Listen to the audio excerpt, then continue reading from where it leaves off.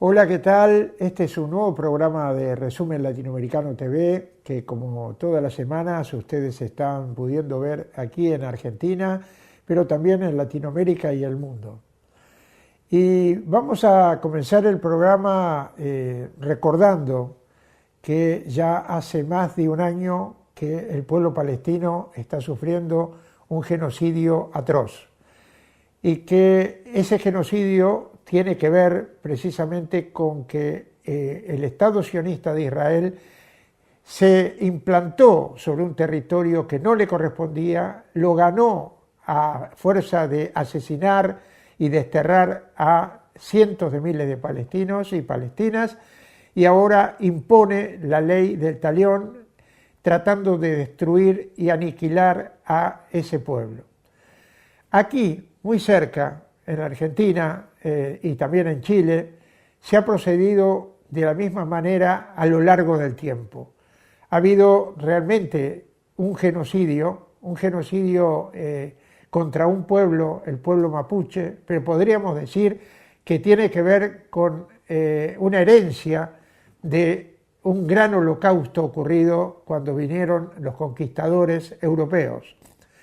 Y los descendientes de esos conquistadores continuaron con esa codicia de recuperar y tratar de quedarse con las tierras que no les correspondían, y para eso expulsaron, aniquilaron, destruyeron todo lo que podían a su paso.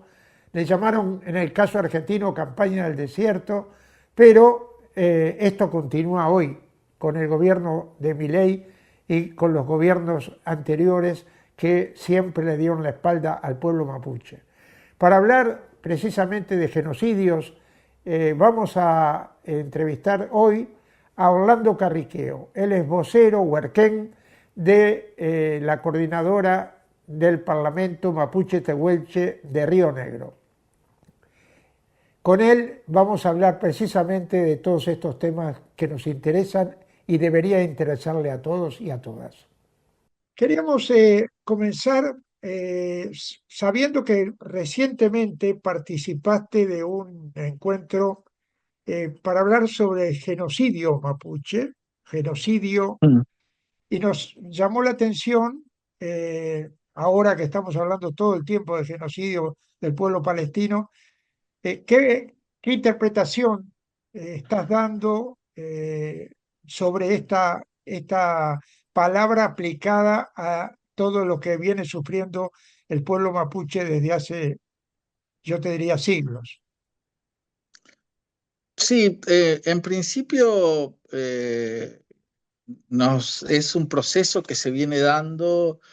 El Parlamento Mapuche en el 2018, en un parlamento, decidió empezar a abordar el tema del genocidio como una denuncia posible, pero bueno, eh, una de las cuestiones es lo colectivo, ¿no? Cómo plantear un proceso tan evidente, tan claro y que tiene sus consecuencias en la ocupación territorial, ¿no? Entonces, analizar en principio la afectación o los procesos como se fueron dando en la Patagonia implicaban construir un proceso organizativo, con organizaciones, perdón, este proceso, y entonces empezamos a conversar esto con la Confederación Mapuche del Neuquén, con la Malarhueche, que son las organizaciones de Mendoza. Venimos,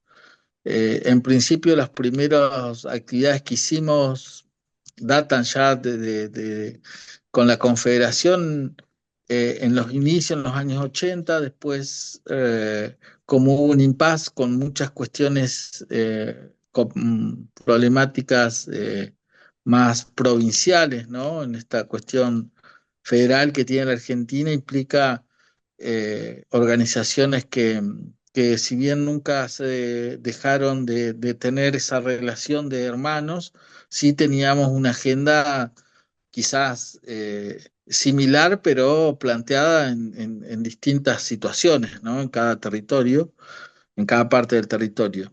En el 2017 ya habíamos venido trabajando con estas organizaciones, más algunas organizaciones mapuches de Gulumapu, de Chile, donde pedimos una audiencia en la Corte Interamericana, en la Comisión Interamericana, para plantear la situación que se atravesaba en aquel momento con los gobiernos de derecha de Piñera por un lado y de Macri por este lado. Esa audiencia no prosperó, no tuvo una definición, pero bueno, hace más de un año que veníamos trabajando eh, una agenda que tiene que ver con el territorio, que tiene que ver eh, con abordar la cuestión jurídica, los problemas jurídicos que tenemos, que son comunes. Veníamos planteándonos una acción judicial, ¿no? Construyendo esos antecedentes, porque venimos articulando también mucho trabajo con las universidades. La Universidad del Comahue es una universidad intercultural que en la cual tanto la Confederación como la Coordinadora Mapuche de Río Negro hemos articulado. Es una declaración que, por supuesto, nos plantea eh, una dinámica distinta para abordar los distintos problemas que tenemos, siempre colectivamente, ¿no? Y bueno, así que este es el cuarto encuentro que vamos haciendo, tratando estos temas, ¿no? En el año, porque bueno, teníamos otras urgencias, otras agendas, ¿no? Pero veníamos trabajando la idea de construir una presentación que primero tiene muchas aristas, ¿no? Ponerse de acuerdo cómo va a ser ese proceso participativo, comunitario, qué es lo que se va a reclamar, cuáles son los antecedentes, en qué época nos vamos a situar, qué periodo de tiempo. Bueno, son todas cuestiones que hemos ido charlando y que continuamos charlando porque eh, nosotros como organizaciones entendemos que lo judicial no es que resuelve alguna situación, no es una varita mágica, pero por eso es primero una estrategia colectiva comunitaria o con organizaciones que tienen trabajo territorial y lo segundo eh, es que es una estrategia político-jurídica, ¿no? No dejamos librado que solo sea una acción jurídica, una acción judicial, un planteo judicial, sino eh, parte de lo que estuvimos viendo estos días, ¿no? Fue justamente un encuentro con abogados, con abogadas, con antropólogos, con historiadores, con los cuales ya venimos trabajando, ¿no? Por lo menos en lo que refiere con el JITAC, el Parlamento Mapuche viene trabajando un montón de cuestiones, investigaciones sobre el territorio, trabajos, informes antropológicos que nos sirven en cada conflicto que estamos teniendo en la provincia. Así que un poco qué es lo que implica la definición internacional de genocidio, entendemos que le cabe al proceso que se dio en la Argentina, donde hubieron campos de concentración, apropiación territorial, violencia, apropiación de reducción a la servidumbre, casi esclavitud. Bueno, todo ese proceso creo que hay materiales que se van trabajando, hay trabajos importantes con respecto a esto, hay antecedentes, pero también es algo que ha aparecido mucho en los últimos años en cada conflicto, ¿no? Las organizaciones venimos denunciando este genocidio que ha sido fundante del Estado y que implica dos cosas: que el Estado reconozca esa práctica genocida que tiene sus consecuencias y que tiene sus modos actuales de continuarse, y por otro lado, una discusión social, porque pretender que una sentencia pueda cambiar mágicamente la discusión social es por lo menos inocente, ¿no? Entonces nosotros estas acciones, estos trabajos como el trabajo que se hizo ayer en la universidad con gente que nos viene acompañando, es uno de los elementos que hacemos público también invitar a una sociedad que empiece a repensar este proceso histórico que se ha dado en Argentina y que al contrario de lo que se piensa, no tiene 500 años. Este proceso de ocupación territorial de la Patagonia, de la parte, se hizo violando tratados que estaban vigentes o tratados anteriores, violando la propia Constitución de la Argentina, y es una ocupación que tiene claramente sus consecuencias en la actualidad, ¿no? Orlando, precisamente hablando de la actualidad, realmente lo que está ocurriendo en este país, donde, por ejemplo, el presidente reivindica a Julio Argentino Roca, se reivindica la campaña del desierto, o sea, la campaña de aniquilamiento de los pueblos originarios, eh, y todos los días nos sorprendemos con un discurso realmente apocalíptico de destrucción, no solamente del pueblo mapuche ni de los pueblos originarios, sino de la sociedad argentina en general que está siendo golpeada. ¿Cómo están viendo ustedes esto en el día a día, digo, en lo que hace a la relación ya de mucha agresividad que venían sufriendo por parte del racismo que impera en la Patagonia de los dos lados de la cordillera?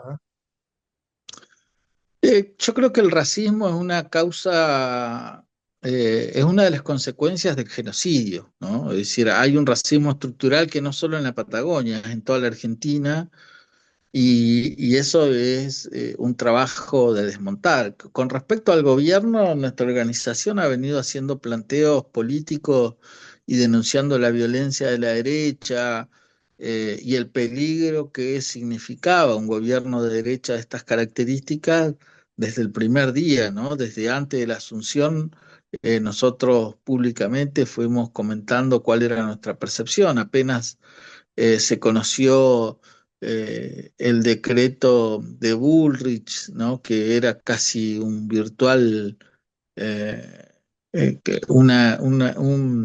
un virtual estado de sitio con sus primeras medidas, ¿no? En contra de la movilización, de la ocupación de espacios públicos, frente al derecho a la protesta, con esas leyes ómnibus que se plantearon, los megadecretos que marcan dos cuestiones, ¿no? Y que nosotros también hemos señalado, que la Libertad Avanza y el PRO no son partidos democráticos, con lo cual hay una falencia en el sistema democrático de aceptar eh, como si fuesen partidos que le van a dar a la sociedad una mejoría en términos de relaciones. Son fascistas, y es evidente, son racistas, son violentos, son misóginos, y su política marcan a las claras que gobiernan para un sector concentrado, y en eso, por supuesto, que hay una relación directa de la historia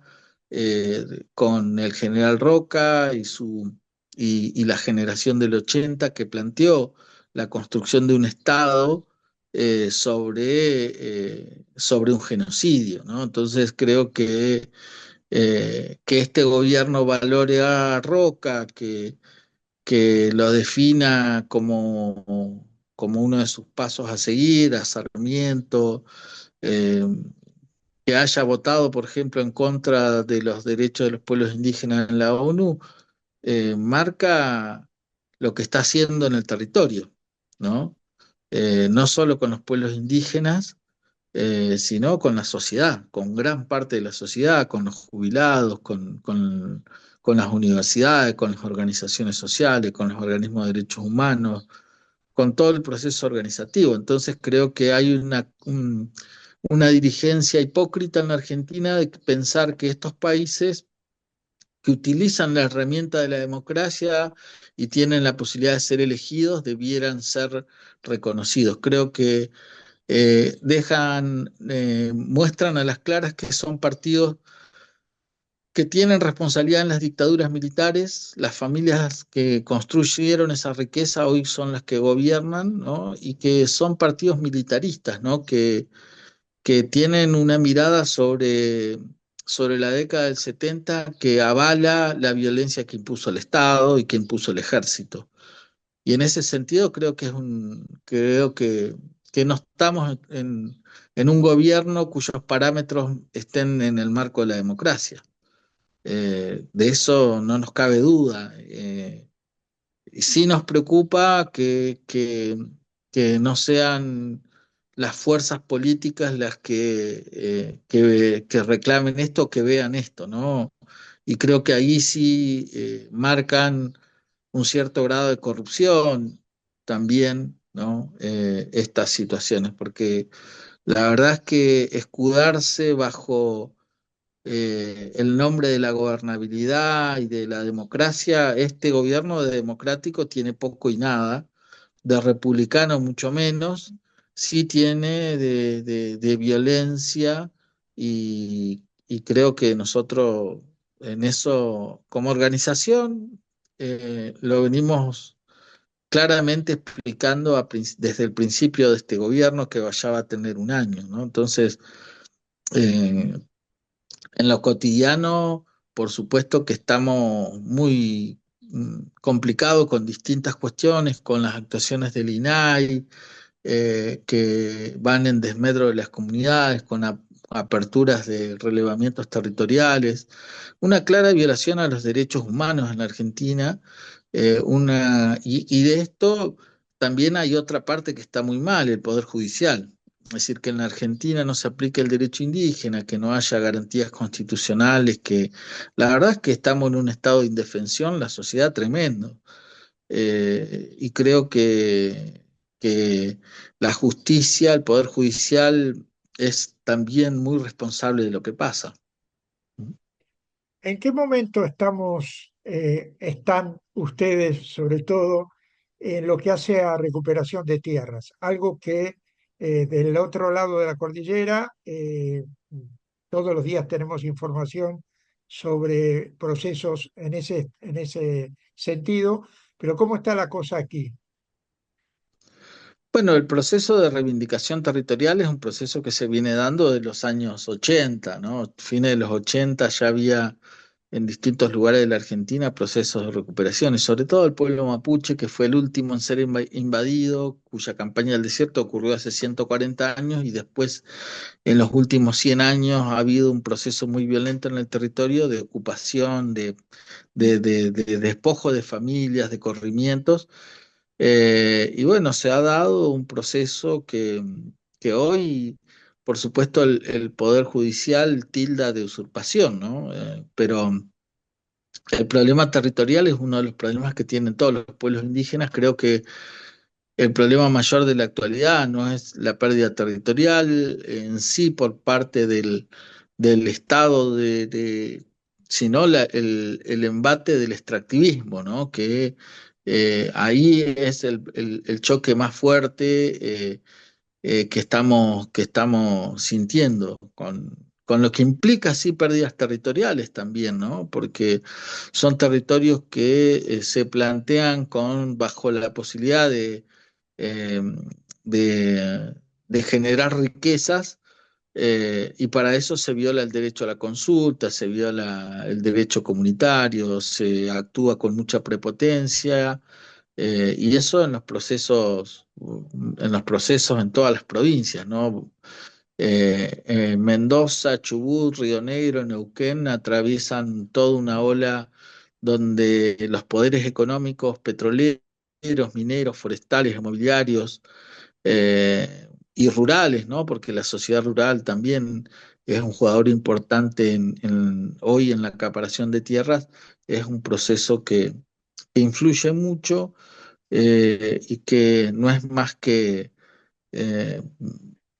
que sostener todo lo que ha venido sosteniendo la Argentina en distintos gobiernos, el avance sobre los territorios comunitarios indígenas.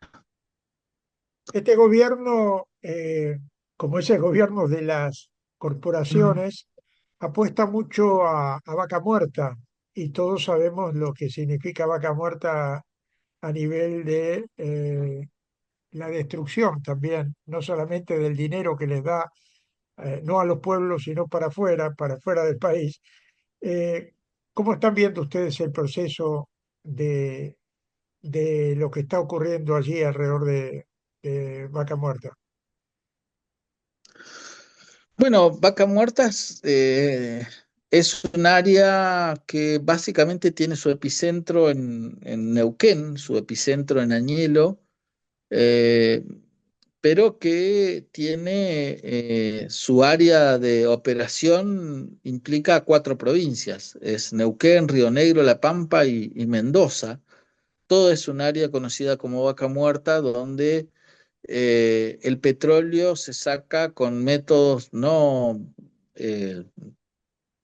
eh, con métodos no convencionales, y ese no convencionales son fracturas hidráulicas con la utilización de una cantidad inmensa de agua dulce que queda contaminada y que queda inutilizada por miles de años.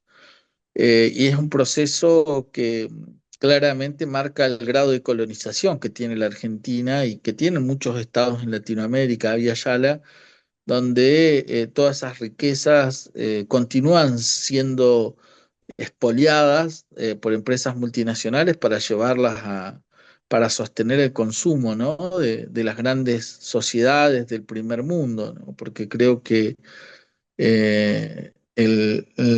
no es un gran beneficio el que está teniendo la Argentina, más allá de un trabajo o de las fuentes de trabajo que están presentes, pero que no tienen el impacto que ellos dicen tener, ¿no? Creo que eso también es una realidad. Si uno analiza los números del desempleo, del costo de vida, de la inflación y de la pobreza de Neuquén, se va a dar cuenta que está por encima de algunas provincias que no tienen ese impacto tan tremendo que es el, el petrolero y todo lo que implica contaminación. Y otros datos que no son tenidos en cuenta, el aumento de la violencia y el aumento de la venta de drogas y la trata de personas es uno de los elementos que también empiezan a visibilizarse como parte. En realidad, buscan, pretenden ocultar, pero son parte de la industria petrolera también, ¿no? Entonces, los beneficios o los beneficiarios son empresas multinacionales, empresas nacionales de servicios petroleros que están, eh, creo que lavando dinero, porque creo que esos servicios de reutilización, ¿no? De la contaminación, porque los servicios petroleros se dedican a transportar arena por un lado y en la materia prima, y por otro lado están los basureros, las empresas de limpieza, entre comillas, y de tratamientos que no tratan, ¿no? Entonces hay un pasivo ambiental enorme que es algo que no dicen, ¿no? Porque por eso mismo en muchos países la técnica del fracking está prohibida, ¿no? Y acá es posible porque le regalan el agua, ¿no? Cada empresa Cada empresa petrolera paga el uso de agua dulce del río Neuquén, lo paga 9,5 centavos al litro, ¿no? Según la información que hemos sacado de los boletines oficiales. Con lo cual, por supuesto que es posible porque hay una están subvencionados, le facilitan la extracción, le facilitan el giro de los dólares, no tienen, es decir, tienen todos los beneficios y se los llevan todo. Entonces creo que lo que queda acá es el pasivo ambiental que tratan de ocultarlo por todos lados, eh, y ahí por supuesto que eso también implica corrupción, ¿no? Y creo que eso no se está mirando debidamente, pero por supuesto que es parte de lo que nosotros vemos. Creo que eh, Vaca Muerta hoy es el Potosí de hace 500 años en el Virreinato del Alto Perú, ¿no? Totalmente. Orlando, ¿ustedes tienen eh, información sobre el tema de la llegada permanente de turistas, léase turistas y o soldados israelíes que llegan a la Patagonia a vacacionar desde hace tiempo? ¿Tienen esa información? Bueno, sí, hay esa información, ¿no? Es una información que circula, pero que tiene algún asidero porque es decir, hay intereses de Israel sobre estas tierras, eh, también de muchos empresarios extranjeros, multimillonarios, en las altas cumbres, y hay algo que también marca la presencia de Israel en esta tierra, es un acuerdo con Mekorot, una empresa israelí acusada también de sacarle el agua al pueblo palestino, ¿no? De dejarlos sin agua, y entonces creo que esas cuestiones, si bien uno no puede preocuparse por estas situaciones o no anda siguiendo gente a ver de dónde viene, dónde no viene, es cierto que siempre los comentarios llegan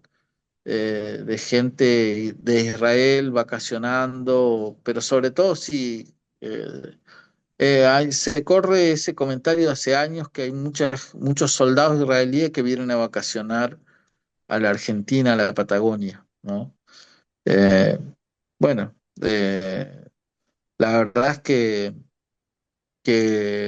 no es una prioridad eso hoy, sí es para nosotros prioritario lo de Mecorot, sí, eso para nosotros sí tiene una gravedad porque son empresas que buscan controlar el agua y privatizar ese recurso, ¿no? Y creo que si hay un recurso estratégico en el mundo hoy, no es ni el litio ni el oro, es el agua. Y lamentablemente Mecorot llegó a la Argentina de la mano del progresismo, de gobierno progresista, porque fue Guado de Pedro el que abrió la puerta de eso y después lo compraron casi todos los gobernadores, porque empezaron pocos, pero ahora ya son realmente bastantes los gobernadores que han aceptado la presencia de la compañía estatal Mecorot. Hace 7 años lo asesinaban a Rafa Nahuel. eh, Cómo precisamente esta semana se va a conmemorar este aniversario. Todavía sigue el hecho en la impunidad, porque más allá de las investigaciones y todo lo que siempre se mueve por arriba, pero que no se concreta prácticamente en nada, eh, ¿cómo están viviendo ustedes esta efeméride luctuosa de un militante mapuche que dio su vida por otro, precisamente por ayudar a otros? Eh, bueno, en principio yo no diría, hay algunos conceptos que no comparto, que digo, nosotros no somos militantes, nosotros somos parte del pueblo mapuche, un pueblo preexistente que no es que toma una causa, sino es parte de su propia identidad, es la propia historia familiar, lo que nos lleva a reclamar sobre todo un genocidio, ¿no? Y todas esas consecuencias, sobre todo lo que tiene que ver en pérdidas territoriales.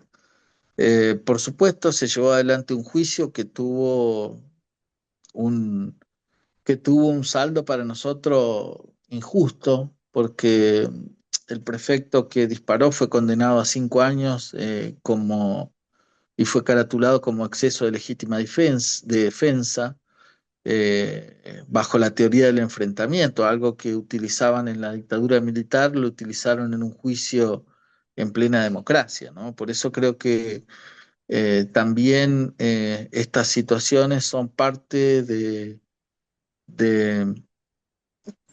de lo que nosotros cuestionamos en un proceso democrático hipócrita, con una justicia que depende del poder político, y creo que Todo eso hace a que la sociedad siga viviendo largos periodos de injusticia, ¿no? De injusticia social, de injusticia económica.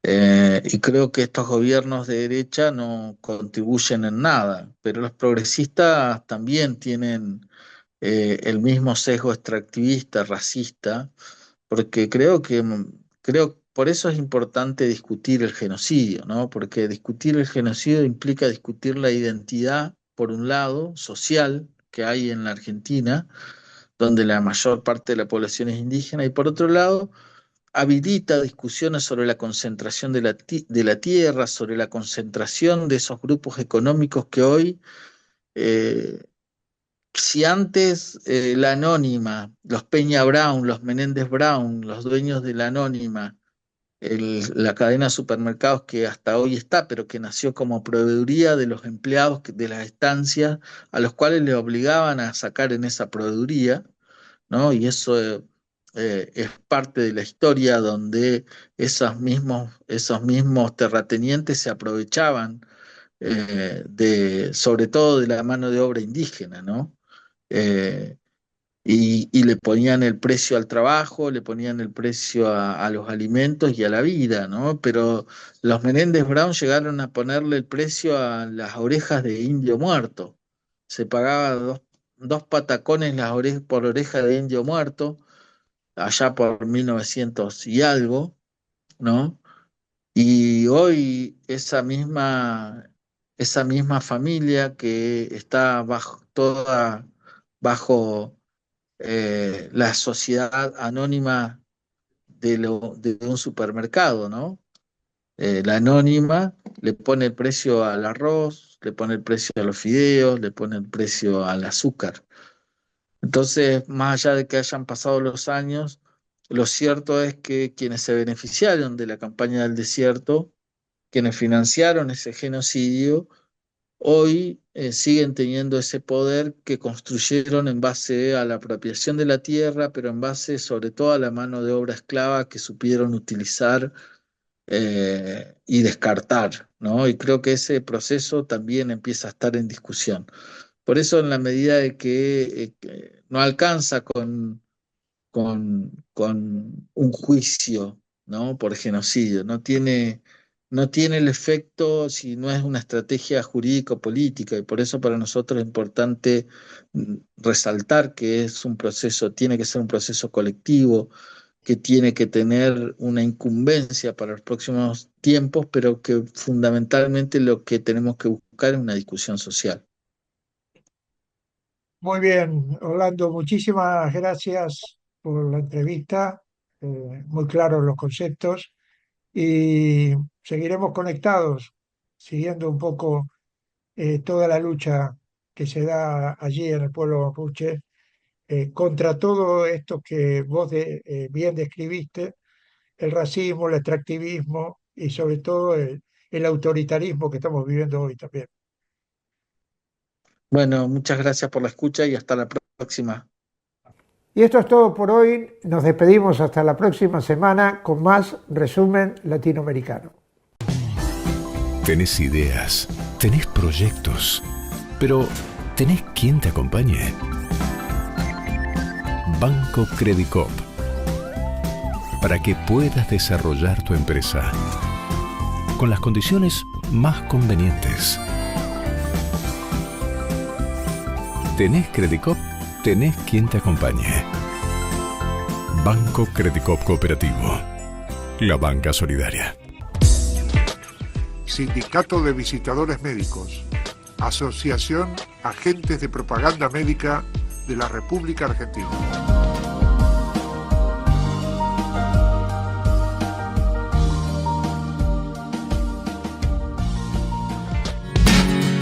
Asociación de Trabajadores del Estado, Central de Trabajadores Argentinos.